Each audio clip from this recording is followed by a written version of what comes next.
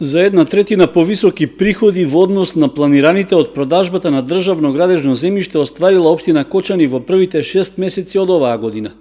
Зголемувањето на приходите беше причина општинскиот совет да изгласа позитивен ребаланс на буџетот, со што треба да се овозможи навремена реализација на планираните инвестиции во комуналната инфраструктура. На 27-та редовна седница на Советот, на која меѓу другото се расправаше и за измените во буџетот, градоначалникот Илиев нагласи дека порастот е остварен со продажба на плацеви, од кои голем дел за згради за колективно домување.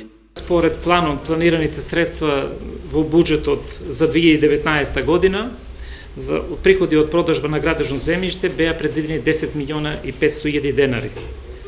До 36 имаме остварување од 13 милиона 410 илјади денари, што значи дека буџетот предвиден по основ на продажба на градежно земјиште за 2019 година веќе е исполнет и затоа планираме и ребаланс, се со цел и со желба да продадеме уште некоја парцела во следниот период.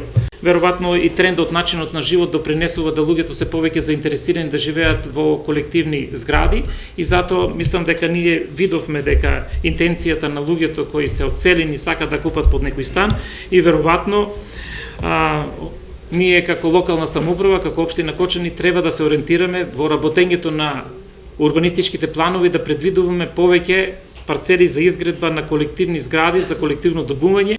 Интересот за купување државно градежно земјиште е особено изразен за парцели за викенд куки, како и за објекти за хотелско сместување на пониква, додека нешто помал е за плацеви за индивидуално домување во градот. Според градоначалникот Илиев, забележана е негативна појава во која дел од купувачите поради лични причини подолг период не започнале да градат и се откажуваат од сопственоста. При тоа бараат општината да им врати 80% од уплатената вредност при купопродажбата на парцелите.